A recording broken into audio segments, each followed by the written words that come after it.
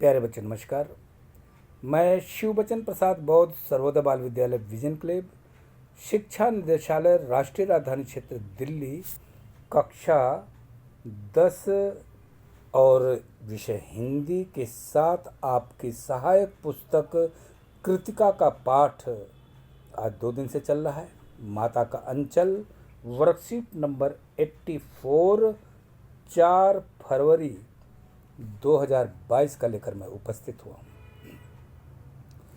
बच्चों अपना नाम और कक्षा अध्यापक का नाम ज़रूर लिखें। अभी तक हमने शिव पूजन सहाय जी के जीवन से परिचय प्राप्त किया था और उनके पाठ माता का अंचल से कुछ अंश को भी पढ़ा था। आज हम उस पाठ के अगले अंश का अध्ययन करेंगे। आपको पता है ना बच्चों, पिछले 2 वर्कशीटों में जो लेखक हैं शिव पूजन सहाय माता कंचल अपने बचपन के दिनों का याद करते हुए संस्मरण के रूप में अपनी जीवनी व्यक्त कर रहे हैं। लेखक जो हैं एक सम्मानित गद्य साहित्यकार हैं। उन्होंने बहुत सारी अपनी रचनाएं लिखी हैं। ग्राम सुधार, वे दिन वे लोग, स्मृति शेष और ये देहाती दुनिया आदि ग्रंथ भी लिखे हैं। और 3 तारीख के वर्कशीट में हमने आपको समझाया भी था कि भोलानाथ के पिताजी सुबह नहा धो करके वो पूजा पाठ करते थे, रामायण पाठ करते थे। रामनामा बही पर 1000 बार राम का नाम लिखने के लिए वो प्रयोग करते थे। तो बच्चों ये संस्मरण है। संस्मरण उस विधा का नाम है जिसमें कोई लेखक किसी व्यक्ति के बारे में अपने अतीत या अपने बारे में अपने अतीत की बातों की घटनाओं का को याद करके साहित्य के रूप में लिखता है। तो बच्चों आपको हमने बताया था 3 तारीख के वर्कशीट में भी कि आप भी अपने घटनाओं को याद कर बचपन में और आज में कितना अंतर है। सवेरे समय जब उठते हैं आप तो उसके बारे में आप लिखें। आशा है आपने लिख लिया है और बहुत सारे बच्चों ने लिखा भी है। तो आइए आगे पढ़ते हैं।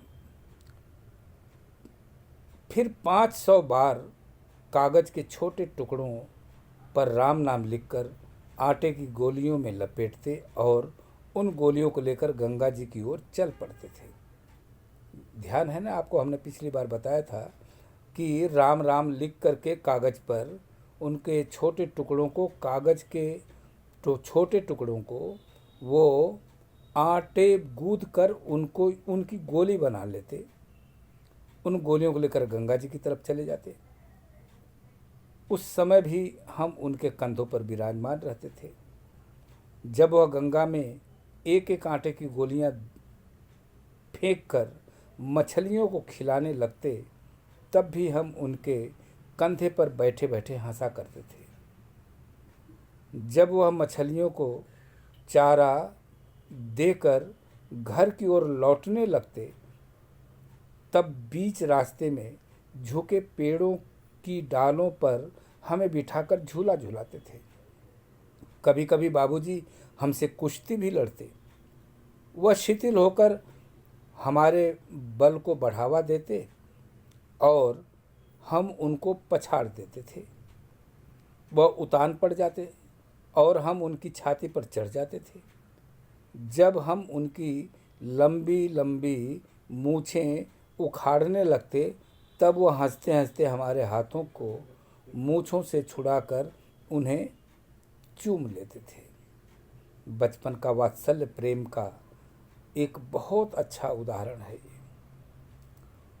हर माँ हर पिता चाहते हैं उसका बेटा तरक्की करे। अब देखिए ना, भोलानाथ के पिताजी बचपन में अपने बेटे से कुश्ती लड़ते हैं और ठंडे पड़ करके चाहते हैं कि उसका बेटा जीत जाए, हमें पछाड़ दे, और वो शिथिल पड़ जाते हैं। मतलब कमज़ोर पड़ने का एक नाटक करते हैं और उनकी छाती पर बैठकर बेटा खुश हो जाता है। तो बच्चों, आज के पाठ का जो वर्कशीट है, वर्कशीट नंबर 84, उसका हमने भाव व्याख्या कर दिया है, पिछले दिनों में भी किया है। आइए प्रश्न नंबर 1 के बारे में जानते हैं। बाबूजी आटे की गोलियां बनाने के बाद क्या करते थे? बाबूजी आटे की गोलियां बनाने के बाद क्या करते थे? तो उत्तर आप लिखिए। बाबूजी आटे की गोलियां बनाने के बाद गंगा जी जाते और उन्हें मछलियों को खिलाते थे। प्रश्न नंबर 2, गंगा जी से वापस आते समय बाबूजी रास्ते में क्या करते थे? तो उत्तर लिख लीजिए। गंगा जी से वापस आते समय बाबूजी गंगा जी से वापस आते समय बाबूजी बीच रास्ते में झुकी पेड़ की डालों पर भोलानाथ को बिठाकर, यानी लेखक को बिठाकर झूला झूलाते थे। प्रश्न नंबर 3 का उत्तर लिखिए। बालक भोलानाथ अपने बाबूजी के साथ कुश्ती में क्यों जीत जाता था? उत्तर लिखिए। बाबूजी कुश्ती के समय शिथिल पड़ जाते थे ताकि उनका बेटा जीत जाए कुश्ती में, जीत जाए, और भोलानाथ कुश्ती जीत जाता था। हमने आपको उत्तर बता दिया तीनों प्रश्नों का, किंतु एक प्रोजेक्ट है, ये हम 5 फरवरी को समझाएंगे, किंतु इसके बारे में हम लिख करके भी आपको भेज देंगे आपकी क्लास ग्रुप में। गतिविधि है, आपने भी कई नदियां देखी होंगी, यमुना नदी के विषय में जानकारी एकत्र कर लिखें और अन्य छात्रों के साथ उसे साझा करें। अन्य छात्रों के साथ साझा करने का मतलब ये है कि आपको प्रोजेक्ट बनाना है, तो हम आपको प्रोजेक्ट लिखकर भी भेज देंगे।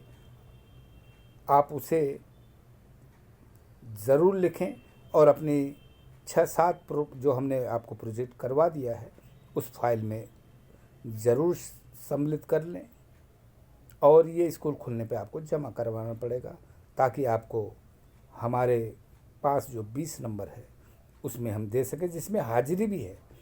जब क्लास ग्रुप जूम क्लास लेते हैं तो उसमें आप लोग ज़रूर जुड़ें। लेकिन एक सूचना के साथ मैं अपनी बात ख़त्म करता हूँ।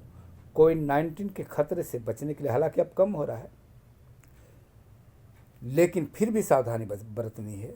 चेहरे पर ठीक से मास्क लगाएं, बिला वजह घर से बाहर न निकलें, हाथ को साबुन पानी से सैनिटाइज करते रहें, धोते रहें। साथ ही साथ शारीरिक दूरी 2 गज या 6 फीट की बनाकर रखें। इसी संदेश के साथ मैं शिवबचन प्रसाद बौद्ध सर्वोदय बाल विद्यालय विजन क्लब आपसे विदा लेता हूँ। थैंक यू, नमस्कार।